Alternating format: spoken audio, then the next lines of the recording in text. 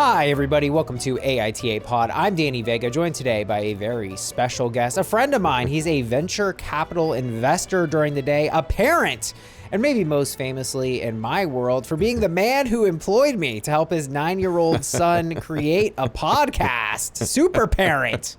This was incredible.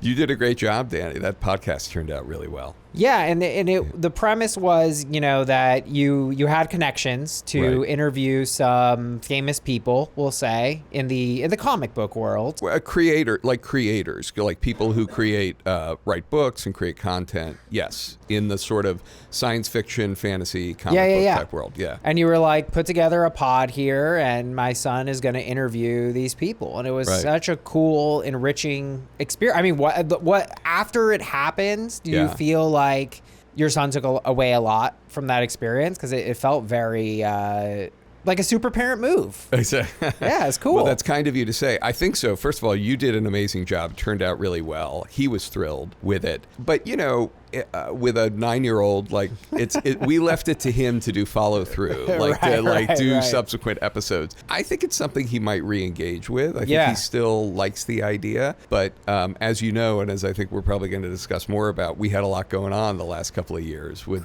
moving, obviously COVID, and then moving from New York to LA and all that sort of stuff. So he may pick up the thread again, but he had a great experience. You were amazing. Now you had to move your whole family. I met you in New York. Correct. And you had to, I also chose to move to LA, and you had to move your whole family here. And I'm curious, I'm still a big New York City #1 guy. Where are you on your LA journey? Well, I'm still definitely, New York City is much more kind of culturally and just where I feel a fit. Yeah. I'm also not such a slave to warm weather. Like I love. Really? No, I love changing my wardrobe when fall comes around and have crisp air and I grew up in the Midwest with hot summers and cold winters and I went to college up in the mountains in Massachusetts, and so I'm sort of mountains in Mass? Yeah, I went to Williams College, which is up in the Berkshire Mountains in Massachusetts. Okay. Yeah, ski, like right near Jiminy Peak Ski Resort. I think I went snowboarding one time on the East Coast, and I was like, that's not a mountain, but I'm sure there are some. There are some mountains up there, but so I like all that stuff. Yeah. And so I'm not here because I need to have warm weather year round. But right now, at this moment in our history, like I kind of feel like the New York that I love is not really available. Yeah, because it's taking a hit. There's just too much weirdness around, like, are Broadway shows going to be open? Can you go to crowded museums? Like, do you feel, also thinking about the family, do you feel safe having your kids on public transport when there's a new strain of COVID or whatever? Yeah, it's not a good place for kids now, especially. Yeah. So unfortunately, what I really am bummed about is that I think for kids, there are a lot of costs to being raised in New York City, in Manhattan when you're young, because you don't have a backyard with a tree to climb. Right. Going to Little League is a pain in the butt. Oh my God, where do you even go for that? Is there even a baseball diamond? Well, it's funny you should say that, because I did schlep my kids to the Peter Stuyvesant Little League, which is on the east side over that's where not that far. Stuytown and Peter Cooper Village are. It's not that far, but they call it Con Ed Field because it's basically in the shadow of a Con Ed power plant. Cool. It looks very Soviet when you're there, because your kids are playing on this field, and there are these like smokestacks above it and stuff. Take a deep breath of the particulate matter. All right, come on, focus on the ball. Yeah, exactly. So there are costs, I think, when you're young, but I think the payback is when you're a teenager and like the world is your oyster, because you've got public transport. Right, you go anywhere. You don't have to wait for your driver's license to go places. Every possible passion that you can imagine. Well, other than whatever. Surfing. Rock climbing, surfing. Well, even surfing. Actually, that's not true. Surfing's not so far away. Surf on Long Island? You You can surf. Oh yeah, people surf on 100%. People surf on Long Island. People surf on Long Island for sure. You can kind of catch the trash and really kind of hit it. But yeah, right. In a way you couldn't. But whatever your like academic interests are, whatever. Right. You're it's the interested city. in It's got it all, or baby. the performing arts Dance. or whatever. The city has everything, and it's all available to you. So I kind of feel like we did the mirror image of what is optimal for our kids, which is they had their early years in the city, and now we've moved to LA where there's Uber and stuff these days, and but like public transport is not terrifying. Not great here. It's terrifying. It's not great. I'm not going in that subway. Yeah, so our kids are like a little bit hamstrung until they get their driver's licenses, but our 13-year-olds are only 3 years away, so it's not that far. Somebody described it to me as such, which is that, in New York, there's obviously homeless people, but you're surrounded by many, many people. And I never really would even feel apprehension around, an unhoused neighbor, as it were, in New York, because I was like, if they tried to mess with me or anything were to happen, I'm literally surrounded by people. Like I could just scream. Right. But, and we're going to get into our downtown LA incident, but I've been going to downtown. I like to pretend it's New York, and it's pretty cool. It's like not bad. It's the most walkable area I've found. Like you can walk around, and there's shops, and there's restaurants, and there's plazas. I lived in New York for 9 years, and I ran into human feces twice on the subway. like I'm walking right up to it. I walked in downtown LA for 45 minutes, human feces twice. So I was like, this is really a different level of chaotic here. But yeah, there was a lot of times where I'm like, I'm afraid. Like there's not very many people around, and like if this person were to attack me or whatever, like I just have to like run full speed. Like I'm in deep trouble. Like I could be, in danger. Yeah. It's safety in numbers. That's what I'm trying to say. Yeah, that's what you get in New York. So let's talk about this fashion show incident. So when I was relatively new to LA, you invited me to a fashion show, which was very nice of you. And what you said via text, at least once, there's going to be a lot of girls there. That's what you said. And I had the thought, I was like, those aren't really my kinds of girls, fashion show girls, because just, I'm stereotyping here, people, but just not my type, generally speaking. But I thought, you know what? I like Brad. I'll go to the fashion show. So I go to the fashion show, and you were running late due to a parenting issue. It happens. Sorry about that. You got 3 kids. Yes. Well, you got 3 kids. What are you going to do? I sit down at the fashion show, and there's a little card in the seats because it's like assigned seating, and it says there minor details. That was the name of whatever the association was or whatever, and I was like, minor details. And then the fashion show begun, and it was a fashion show of children and differently abled people, and so I frankly thought that you were punking me, and this was a punk because you were I guess I thought the premise was that you had handed me this URL, because you did send me a link to be like, here's the fashion show. And I guess I don't think I clicked it. And I was like, yeah, it's a fashion show. I get it. There's going to be fashion. And so then I was like, the card says minor details, because there was a very literal minor detail, which is this is a fashion show of kids. But come to find out, you just meant there would be and there were lots of girls there, just not in the fashion show. But there was a moment where this music is blaring, and you're wondering what's up with me that I want to go to a fashion show of like little kids. I was like, well, you weren't there. I was like, he's not here, and now I'm watching little kids, differently able people. But it was actually a really cool thing, because it was like, it's a really great progressive. It's a really great idea. It's about inclusive fashion. So it's fashion for people who are differently abled in a variety of ways. So minor details. I'll plug my friend's fashion label is for their kids who have sensory issues. So things that for us are like a minor nuisance that don't bother us, like the label in the back of a shirt. Oh, yeah. Because of their sensory issues, like they cannot focus on anything else, like on their lives or school or whatever, because the label in the back of their shirt is like rubbing against them, and it drives them crazy. And it's a form of I'm not an expert, but it's a thing. They're not neurotypical, so it's some form of like, it's on the autism spectrum or something like that, where this sensory issue. So her daughter, whom you met that night, she was in the fashion show. Her daughter has these sensory issues, and so she created, the mom created a line of cool clothes where there are no labels or anything, so the kids who have sensory differences can enjoy them too. Yeah, once I was like, okay, maybe I'm not being punked because I was still texting you. You're like, I'm on my way. And I'm like, haha, good one. I thought it was so cool because, like, yeah, the other thing was, like, there was, like, people in wheelchairs and stuff like that. And you were like, oh, it never even occurred to me, like, you know, if you're seeing an advertisement for H&M, it's always an able-bodied, attractive person, the most beautiful, you know, person you've ever seen. And it's like, here's some other ideas about what that could look like. And, like,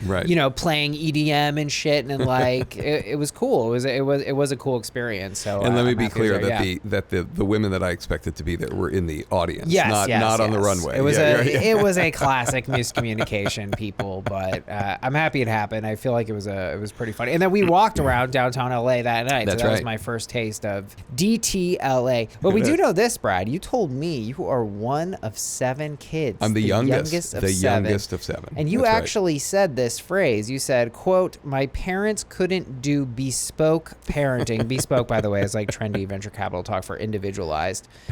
It's not venture capital talk. It comes from tailoring. It's kind of like a bespoke suit. Yeah, but it's made its way. Now everything is bespoke, Okay. and it's like Okay. But I would describe bespoke parenting as parenting. So, but you told me your parents had an assembly line system. I'm curious about how this, because you know what? Let me tell you what the genesis of this is. Have you heard of antinatalism? No. What is that? I'm surprised you haven't, because I know you're a New York Times guy. There's a big New York Times feature about this philosopher who's an antinatalist, and the antinatalists believe it is inherently wrong to have children. Okay. Because it's miserable to be a person, more or less. Wow. And the funny thing about this guy is he will not give any information, no information about who he is, does he have kids, and he makes a point, and I think he's right, which is that it shouldn't matter. It doesn't matter if he's a hypocrite. Right. These are his views, and how he defends them are a little convoluted, but it's kind of like, so you know. you shouldn't bring kids into the world because life is miserable? Is that basically?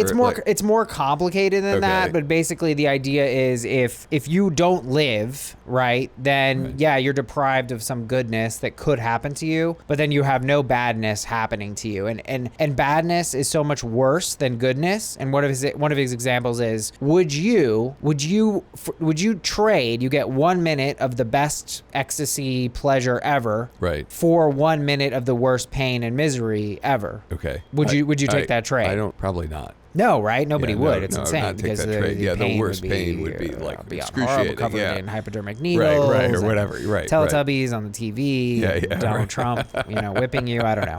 But that's his thing, is that basically pain is so much worse than pleasure. There's some kind of pain-pleasure asymmetry. Right. But anyway, and I've had discussions with people who say that it's wrong, that it's actually wrong not to have any kids. Some people don't go that far, but that it's wrong to have many kids because you can't be a good parent to all of them. So I'm very curious at how you feel about that. 7's a lot. 7 is a lot. Yeah. So when you have 7 kids, you can't parent each child individually. You need to have like a system. Like the older kids need to take care of the younger kids. I read one somewhere that that somebody did a study, and the most stressed families in the world, or in America, whoever the sample was, I have to Google it or something, were families with 3 kids. Which that's how many have. Is how many I do have. There we go. The reason is, 2 is more stressful than 1. Okay. 3 is more stressful than 2. But once you get to 4, you have to let go of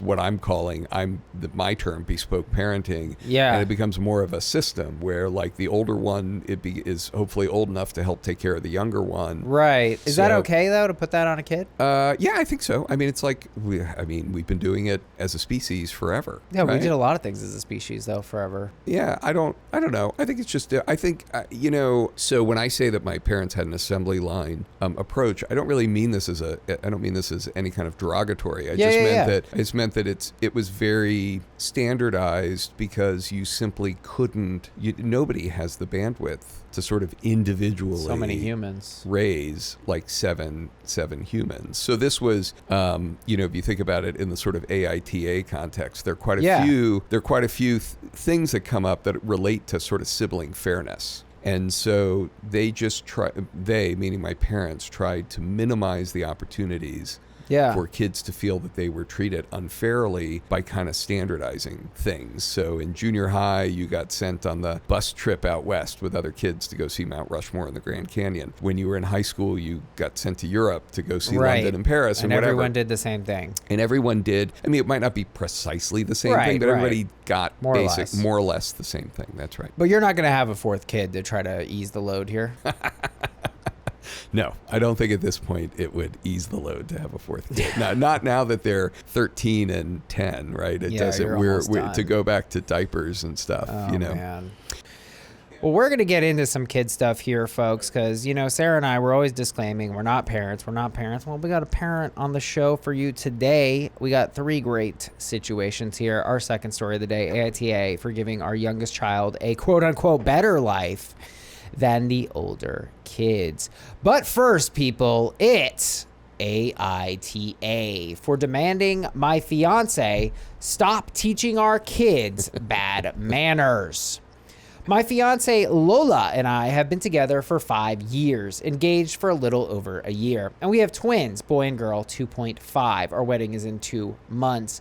Now, Lola usually takes care of feeding the kids in the morning since I work early, and so I never noticed this until recently. I took a week vacay from work to just spend time at home with my kids and Lola, and started to notice something that bothered me. Lola's been teaching our kids bad table manners. She sees nothing wrong with it.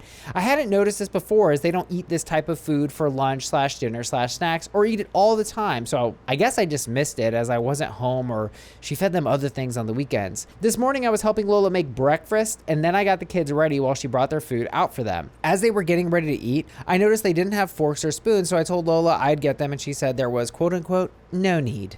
I watched instead, and she gave the kids tortillas that she ripped into pieces, and they were using their bare hands to grab the food using the pieces of the tortilla. I asked her what she was doing, that she should be giving them utensils, but she seemed shocked that I was concerned and said that's how they always eat it. I told her she was teaching them bad manners and making them think it was okay to just grab food with their hands. Ugh. She told them they do that anyway when they have chips or grapes or tacos and pizza, and listed a bunch of snacks and other fast food you eat without utensils. But I pointed out that those things are usually made to be eaten quickly or on the road, so utensils aren't needed. She said I was being offensive by calling her way of eating gross and saying it was having bad manners. But I do think it's gross to see someone grabbing at food with their bare hands like that. She said she grew up eating like that, would always use tortillas to eat things like eggs or meat, rice, beans, and that it wasn't gross because she always made the kids wash their hands before they ate. I ended up giving my kids forks for them to eat, which they didn't want to use, which made me even more frustrated with her because now they're used to this. Lola has been annoyed the rest of the day and wouldn't let me help her with lunch, and earlier she was walking around the house speaking to someone, probably her sister, in Spanish about me, and I'm starting to feel annoyed. AITA. So, and it just reminded me, the age of the kids, they're two and a half, is that what he said? Yeah, they're little kiddos. They're 2.5. Okay, and she's not the mom, right? She's the... No, we have twins. Oh, they're not twins. Married. Oh, I'm sorry, they're not married. Okay, they're not got married, it, got it. I'm sorry, I was mom. confused. Okay, she is the mom. So here's my first thought. Yeah. I'm happy you brought us to the age of the kids. They're 2.5 years old. Right. They are now you know more about child development than me, Brad. 2.5 years old. Is that old enough even to use a fork? I mean, they give them those little, those little like puny Sporks? baby sporks, Baby type thing, sporks? like Yeah. baby fork type things. 2.5 is young to be using a knife and fork anyway. And I think Seems that, crazy young. So a few things. First of all, I think these kids are way too young. Who cares? They're eating with their fingers. Kids that age eat with their fingers all the time. They're I think eating. it's Isn't fine. that kind of the key thing? Yeah. Get those bastards to eat. Yeah, exactly. I just don't think it's a big deal. Second of all, kids do less of what you tell them and more of what you model. And so if he and his fiance are sitting there eating with a knife and fork, like the kids are going to come around to it anyway, eventually. And you stand behind this as a principal. Yes.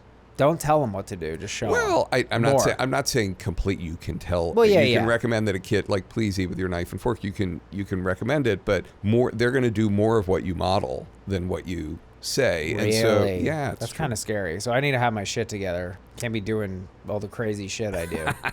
I don't know what crazy shit you're doing. Making chicken in the air fryer at 10:30 p.m. That sounds amazing. It is amazing, That's but I amazing. don't want my child to be doing that. It's crazy behavior. The other thing that I would say is just remember that society puts pressure on kids too. So like these kids Yeah. are going to go to school, Right. and if food it's appropriate to eat food with a knife and a fork, they're going to see their friends doing it, and that's what they're going to do. So it And sounds- so I don't think that this guy I don't think he's an asshole, but I do think that he's wrong. But in this situation, he is acting like he has the moral high ground. He's characterizing this as teaching bad manners, which I think is a Yeah. reach already. Yes, that's right. Right? They're I agree. children. I They're agree. not even children, really. 2.5, is that a toddler? What do you call that? A toddler? Yeah, toddler. That's a yeah, toddler. yeah, it's a toddler. In the terrible twos. Toddlers, by the way, it's a knife and a fork. I don't. I mean, if you give It's, them a like, knife, it's one of dangerous. those like dull. Yeah. One of those dull knives that doesn't do anything.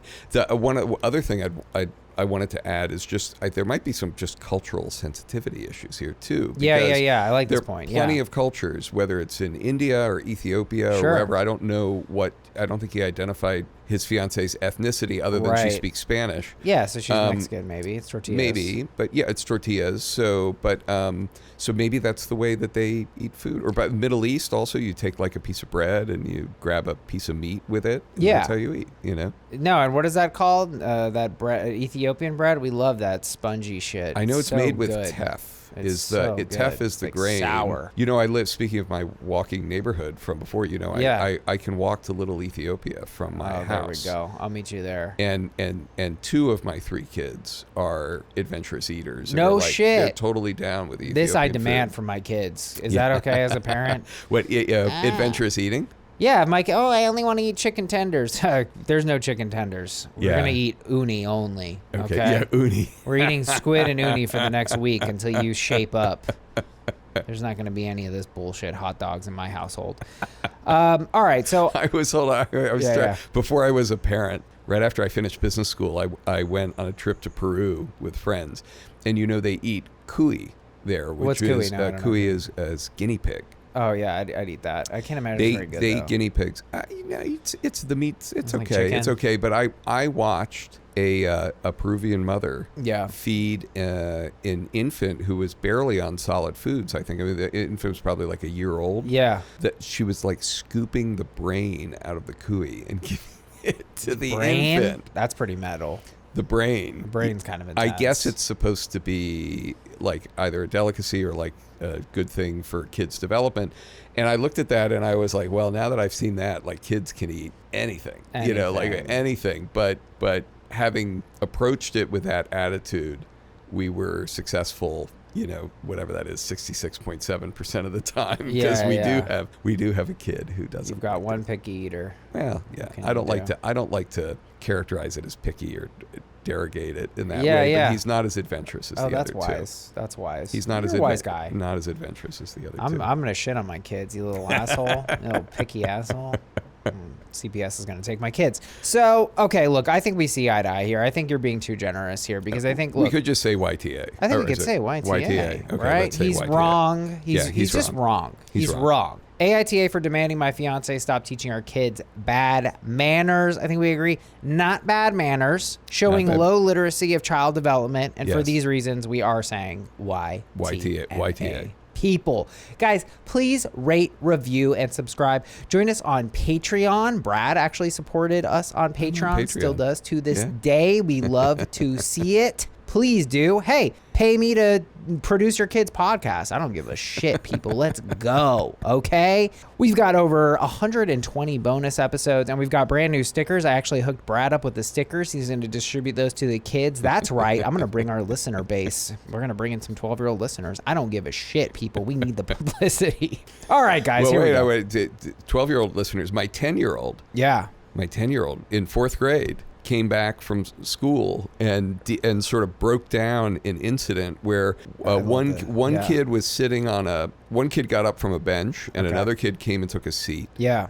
And then the first kid came back and said, hey, wait a minute, that's my seat. seat. And I don't remember all the ins and outs, although I did videotape his monologue. Yeah, On explaining this, it. but he broke it down in terms of like YTA, NTA. I love this He so determined much. NTA. He went NTA on it. He went NTA on the situation.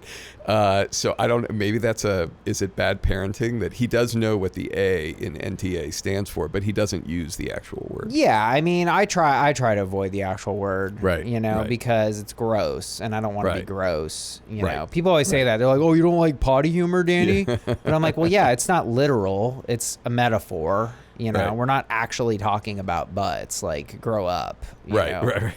It's about ethics, people. I am an ethical philosopher. Well, there you go. But your fan base extends down to to my 10-year-old son. So there you go. Hey, I think it's good. We should all be thinking about what's right and wrong, you know? It's a good thing. Here we go. Second stitch, folks. AITA, for giving our youngest child a better life than the older kids. My husband and I have a combined total of 3 kids, 2 from his previous marriage, John 18 and Mia 19, and 1 together, Ryan 8. My husband had a rough life growing up, and when I met him 10 years ago, he was newly divorced. His ex abandoned him and the kids. His credit was in the 400s. Oh my God, I didn't even know that was possible. Yeah. And he was working hard, but at a minimum wage job due to no GED or diploma. Now, I wasn't making great money, but was a few dollars above min wage and was getting my degree at the time. Now, we struggled a lot financially in our early years. I got pregnant unexpectedly. I was told I was infertile. And there were days we were scrounging our cars for change to feed the kids. The first 3 years, all presents came from thrift stores or Dollar Tree, but we worked our butts off and slowly started climbing. I eventually got my bachelor's and encouraged my husband to go to trade school. We fixed his credit. We bought a house, and now we both make close to 6 figures each and are in a great place. Well, we love to see it, OP. Yeah, that's great. The past couple years, we've been trying to make up for times when things are rough. We've gone on multiple family vacays, some even internationally. We bought decent cars for the older kiddos and are paying some of Mia's college tuition, and John is going to trade school and will pay the equivalent of what we're giving Mia. We also now have the ability to send Ryan, the youngest, you'll recall, 8 or 9 years old, to a private school, which is great because he has some disabilities and he'll have more one-on-one support than our public school could provide.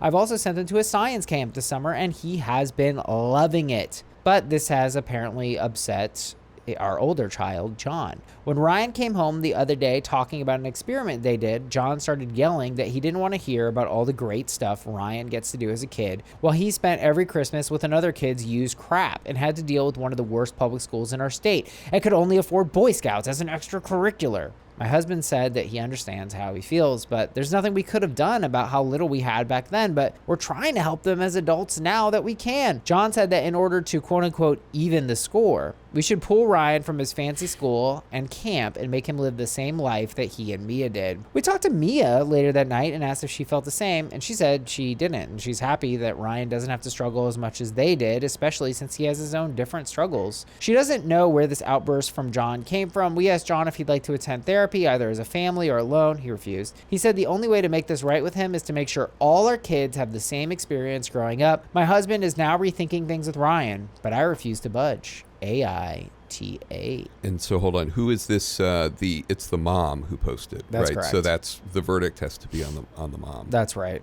Okay. So look, a couple of things. So as I said, with 7 kids in my family, there was no like bespoke decision making, right? Everything had to Right. be kind of standardized. But this is a very different situation, right? Because like their family circumstances changed. Yeah.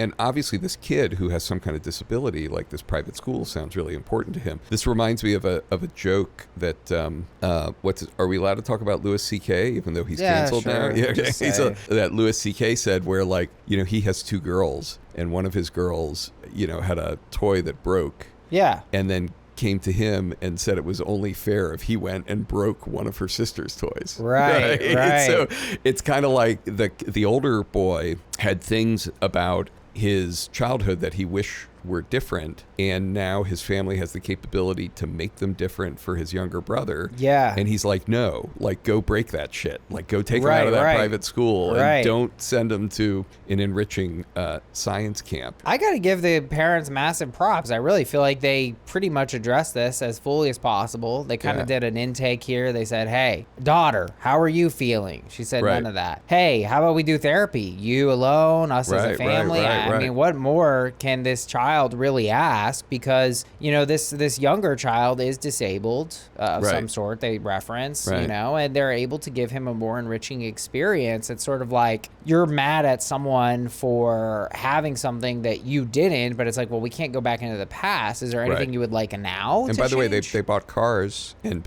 are paying the tuition for the older two. Paying school tuition, right? They're doing what they can now. It's not like there's any kind of one-sidedness. It's just like, this is where we are now, and now we're trying our best to give everyone a fair deal. It feels very fair to me. Top comment here: if John truly believes that Ryan should be denied opportunities he didn't have, that's troubling.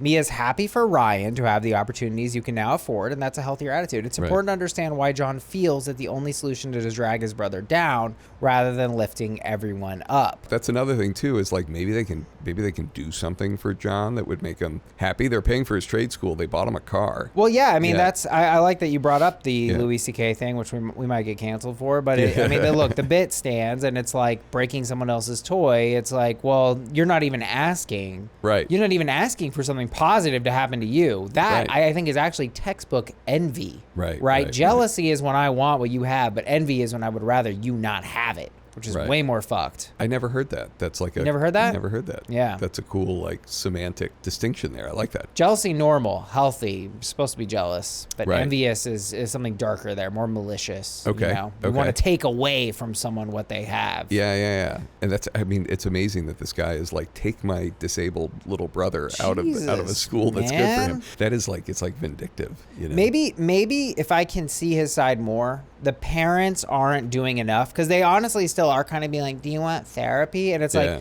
maybe you need to reflect a little bit harder on what you put John through and try to meet him there. Maybe that's why they're not fully leveling out with, like, obviously they had it hard too. They had their struggles, but maybe they need to go deeper and figure out, like, what is making him so angry, rather than putting it on him and being like, do you want therapy? Like, I actually think we do need therapy, John. I want to get therapy for you because I'm concerned that you would have these emotions. And that must be my fault as your parent. Right. That's true. It is sort of putting the onus on him. Where it's like, do you need, he's 18. Do you want to get therapy for your problem? Yeah. I don't know if I can fully blame John, because I mean, you can have trauma from that. I mean, all the kids roasting you for having hand-me-downs and like shit like that. Crappy Christmas gifts or whatever. Yeah. I understand why he would be resentful, but like, forcing his disabled brother out of school is it's not a good look. It's not a solution. It's not a solution. Seeing mostly NTAs here on the Reddit. One no assholes here, Plucky Minnow writes, no assholes here, John's completely in the wrong for what he's asking, but I can't bring myself to call him an asshole. He's sort of right. It isn't fair. It's genuinely really unfair, but there isn't a single thing you can do to make it fair, because the fair thing is for every kid to get a good childhood. The unfair part is that John didn't get those things, not that Ryan is. Depriving Ryan won't change the fact that John had a way harder time than a kid should have, and it doesn't feel better for other people to go through the same shit you did. Not really. It just sucks. God, I really feel for him. It's really, really hard shit to come to terms with, and when it comes up, it really gets you by the throat. Yeah, that's well stated. I think maybe the envy and the dark side of this is that the parents haven't fully come to terms with what John went through. Right. How hard it was for him. By the way, if you scroll up, hold on, you went past somebody who said, if John broke an arm, no, down just a little bit. John broke an arm. Does that mean that you need to break Ryan's arm to make sure things are right? This is not how life works. This is not how anything works. It's true. Yeah, I mean, you shouldn't be making things worse. Nonetheless, I am kind of lining up here. In fact, OP actually wrote a comment just to clarify. Although our public school is one of the worst in the state due to lack of funding, our state is above average for public schools in the country, so even our worst isn't horrible. But see, this is the kind of high-level thinking where I'm like, yeah, but you're not really getting in there, bro. You're looking at a stat of the school, Right. Talk to John. Talk to your child about what happened. This isn't about what U.S. News and World Report said. Right. Like, get in there and figure it out. I'm struggling to ding John because I'm like, obviously he has resentment, and it sounds like he went through some shit. Maybe Mia was lucky, but I can't bring myself to call him an asshole, even though what he's wishing is obviously asshole-ish. Yeah. I think it's NAH. NAH? I think so. Could be an ESH. If we said John was an asshole. I don't think so. You're not comfortable with that? I'm not comfortable with that because the E, everyone includes like the parents here. I don't think we have enough. We don't have enough. I don't think we have enough. So I think it's sort of NAH. I think John needs to work through some shit. Fair enough. And the parents, though. You'll meet me there. And the parents, too. Oh, yeah, and the parents, too. The whole family. Work needs to be done. I feel bad for, John and Mia. It sounds like they had a rough go in there. Public schools. Yeah. AITA for giving our youngest child a better life than the older kids. We agree. It's no assholes here. Guys, please rate, review, and subscribe. Join us on Patreon. Patreon.com/AITA pod. All right, folks. We are going to wrap up on a classic here. It was the point of some controversy in the past, and I thought, well, here we have a guy who's one of 7 sibs. I'm huge on equality across the kids. Let's see where we land on this classic from September, folks. AITA for telling my daughter she can't live with us after college. I'm in my late 50s, husband in his early 60s. We're middle class who have made our children our priority. Not rich, but we've lived frugally so our kids can have a fully paid for college education and we can retire comfortably. Now, my husband was just offered a huge early retirement comp package if he retired early, which is going to allow us to retire 5 years earlier than we planned. 2 of our kids, 27F, 25M, and 21F, still live with us. Our oldest moved out 2 years ago, and our son is in the process of looking for our home to purchase. The oldest 2 have decent jobs in the area and have lived with us rent-free until they were able to move out. But our youngest, well, she's a senior in college. Each child lived with us through college to save on room and board costs, rent-free. We also paid for all the tuition, books, and expensive, and whatever they earned from working was for them. Since we can retire earlier, we want to sell our house and buy an RV to travel around the country and eventually settle into a LCOL area, which means low cost of living. Our youngest is furious. She is planning on going to a local law school after college and is mad she's going to have to take out loans for room and board there on top of tuition. She says it's unfair since her siblings have lived with us until age 25 and she should be able to also. My husband and I have made a plan for me to keep working for the next year or so. Our daughter can finish college debt-free and have health insurance for my job. When I told my daughter this, she said it would only be fair if we agreed to pay her rent through law school. We can't afford this and live our dream of RV living. I feel like we sacrificed so much for our kids and we just want to live our dream now that they're grown up and mostly settled. But I feel horrible too, AITA, for not giving each child the same opportunity. This is like it's a tougher one. I mean, I think that the part of it. So as I mentioned, I'm one of 7 kids, and of the 7, I think 3 at some point came back to live at home after college, and to achieve whatever goal, like save up money for a car or whatever. And but in those cases, my parents actually charged them rent, because they did not want a kid coming home from school and living like with free room and board, not working, whatever. And now when they moved out after 6 months or 12 months, nobody stayed all that long and got a new apartment. They made them like a housewarming gift of a check rebating basically all the rent that they had paid.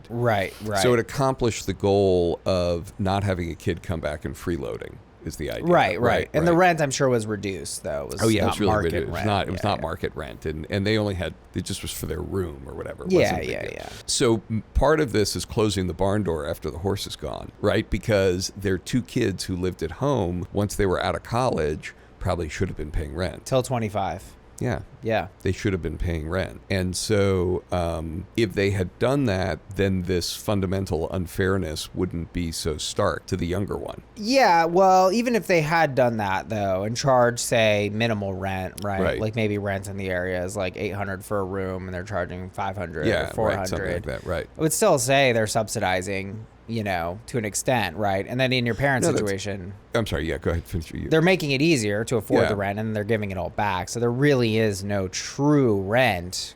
Well, that was in my parents' situation. In this case, they could have charged less than market rent, which would be subsidizing a bit. Yeah. But that money now, they would have it to then go subsidize this other rent or something. Oh, yeah. Like had they just stored it for her. Yeah. If they had actually kept the money, maybe the situation would be different. Because when I first saw this headline, my first thought was just subsidize her rent. Since she can't live at home, the home's not there, they're going to be off on an RV. Yeah.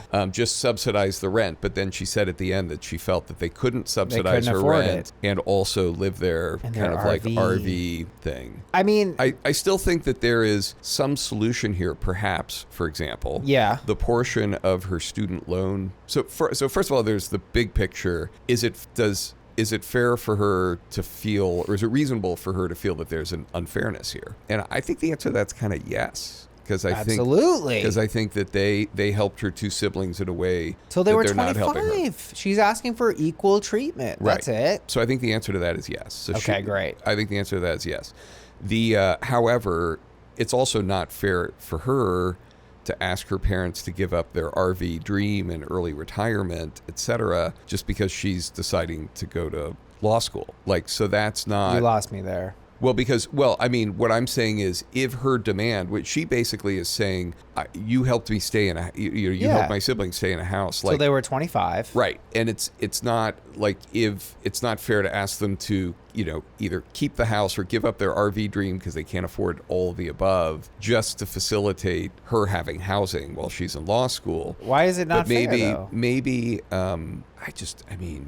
it's her parents' life. Yeah, but fuck them. Isn't that part of the deal being a parent, Brad? That's how I see this. It's not about you anymore. Well, but here, so first of all, this is a problem that can be solved with money. Okay, and what I'm suggesting is that if she can take out student loans, that will allow her to pay for her room and board. Yeah. And if spreading out these payments rather than her parents paying all her rent up front, if spreading out these payments over time, her parents could help her with a portion of her student loans to get them paid down or something like that. Okay. You know what I mean? So taking something where it's she feels she's entitled to 3 to 4 years of room and board. Yeah, so let's call it $50,000, right? $1,000 a month or so, 4 years. $1,000 a month for 4 years, so it's $50,000. $50,000. So if you take out a loan, and then if her parents help her pay down, that portion of her loans, something like that. I don't know if they can afford that though. But that's the thing; they're saying they're not. So let's take them on their word. But you are right that would be one way to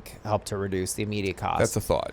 I think it's a good thought. I think my issue is you kind of framed it as, and I'm happy that we're actually battling on this one. Okay. You kind of framed it as she is asking something of them. I don't think she is. I don't think that's true. I think that you have 3 kids, and they should never have to ask you, Daddy, will you please treat me the same as my sibling? That is the rule and the law, and obviously, as you said, it's not always exactly the same, but that you would try your best. And obviously, if there was a discrepancy where they said, hey, I feel treated unfairly, that you would at least take that seriously, take that into consideration. Right. I think this is a blatant difference, and I could give 2 fucks about their little RV trip. Fuck your RV trip. You don't get a right to an RV trip. You have a duty, in my view, to your kids, and I feel like we agree on this, to provide them an equal upbringing. And this is not equal. No, you're right. I think I'm coming around to what you're, because at first I was saying look, these people obviously worked really hard and lived frugally to get to this point. They did. And they kind of deserve their RV trip. However, I can see what you're saying, which is well, maybe because the mom is working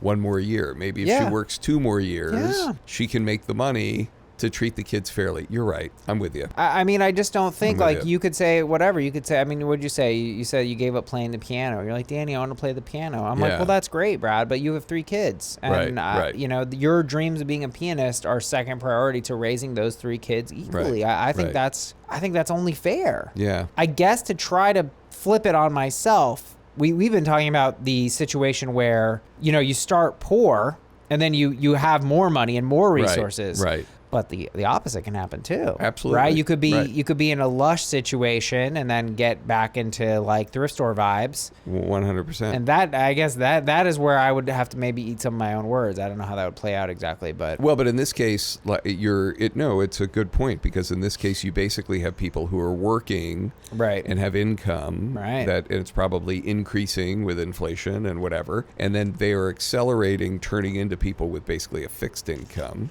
Yes. And so that the consequence of that is one of their 3 kids is not getting the same treatment.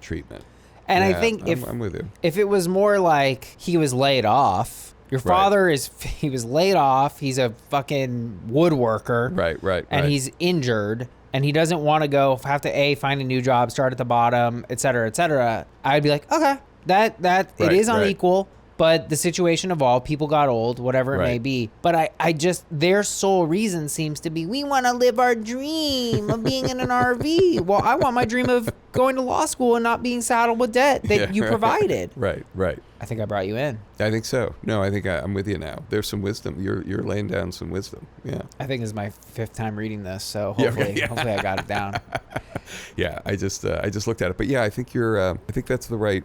I hate to say that to that couple, because it means that basically they need to defer. It really is just like probably a year, right? Yeah. Of like working a little bit to just, is that is not a high price to pay to have your child feel that she's being treated equally with her siblings. I love that. think that's right. I love that. That is a low price to pay for making your daughter happy. What's more valuable than that? Yeah. And sending the message that, because there will be other circumstances, right? Your kids are going to go off and start having their own kids, and you're going to be grandparents, and you're going to have time for one and not time for the other, whatever. So just to send the message, it's important to you that they're treated equally. And I actually think one of my previous big points is that this is going to create lifelong resentment.